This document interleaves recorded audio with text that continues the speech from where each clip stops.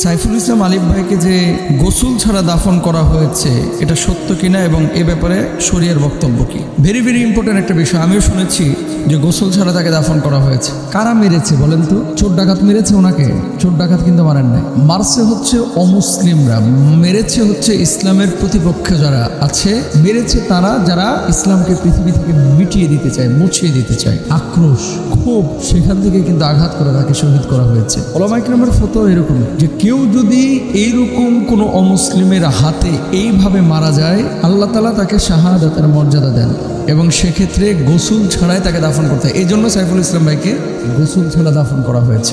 আল্লাহ সুবহানাহু ওয়া তাআলা পবিত্র কুরআনুল কারীমের মধ্যে কি বলছেন একটু খেয়াল করেন। ওয়ালা তাকুলু লিমান ইয়াকতালু ফী সাবিলিল্লাহি আমওয়াত বাল আহইয়াউ ওয়ালাকিন লা তাশউরুন। যারা আল্লাহর রাস্তায় লড়াই করে তাদেরকে তোমরা মৃত বলো না, যারা শহীদ হয়েছে তাদেরকে মৃত বলো না, বরং তো তারা জীবিত, তোমরা তা বুঝো না। এখন সাইফুল ইসলাম আলিফ ভাই তিনি হিন্দুদের হাতে মারা গিয়েছেন এবং তাকে জবাই করে হত্যা করা হয়েছে। কি মর্মান্তিক, কতটা আক্রমণাত্মক, কতটা মানে আত্মঘাতী এবং কতটা হিংস্রভাবে তার উপরে হামলে পড়েছিল হাইওয়ানগুলো। আমাদের এই ভাই আল্লাহ সুবহানাহু ওয়া তাআলা তাকে কবুল করেছেন, শাহাদাতের অমীয় সুধা তিনি পান করেছেন। গোসল ছাড়া দাফন এটা আল্লাহর রাস্তায় যারা শহীদ হয় তাদেরকে করার বিধান আছে, মানে যেভাবে মারা গিয়েছে তাদেরকে সেভাবে দাফন করতে হবে। কিয়ামতের ময়দানে সেভাবেই তারা কিন্তু উঠবে, তারা সেভাবেই উঠবে কিয়ামতের ময়দানে। আনাস রাদিয়াল্লাহু তাআলা আনহু বর্ণনা করেন রাসূল আকরাম সাল্লাল্লাহু আলাইহি ওয়াসাল্লাম বলেছেন, কোনো ব্যক্তি জান্নাতে প্রবেশ করার পর আর দুনিয়ায় ফিরে যেতে চাইবে না। যদি সে দুনিয়ায় তামাম জিনিস পেয়ে যায় তবুও না। অবশ্য শহীদের কথা আলাদা। আল্লাহ রাব্বুল আলামিন তাকে অপশন দেবে, কি চাও তুমি? সে বলবে যে আল্লাহ তাআলা আপনি আমাকে আবার দুনিয়ায় পাঠিয়ে দেন। বুঝেন নাই কথা?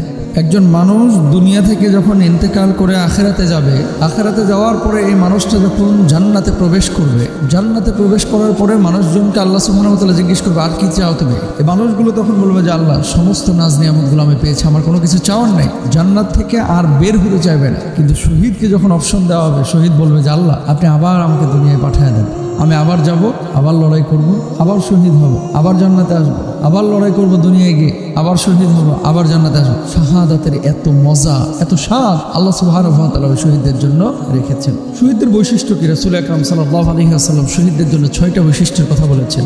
1 নাম্বার, প্রথম রক্ত বের হওয়ার সঙ্গে সঙ্গে তাকে ক্ষমা করে দেওয়া হয় এবং শহীদ ব্যক্তি জান্নাতে তার স্থান দেখে নেয়। কবর আযাব থেকে তাকে দূরে রাখা হয়। 3 নাম্বার, বড় ভীতি অর্থাৎ কিয়ামতের কঠিন অবস্থা থেকে নিরাপদ থাকবে এই ব্যক্তি। 4 নাম্বার, তাকে ঈমানের একজোড়া অলংকার পরানো হবে। 5 নাম্বার, হুরদের সঙ্গে বিবাহ দেওয়া হবে। 6 নাম্বার, নিকট আত্মীয়দের থেকে 70 জন ব্যক্তিকে সুপারিশ করতে তাকে সুযোগ দেওয়া হবে। সুবহানাল্লাহ, কি মর্যাদা শহীদের!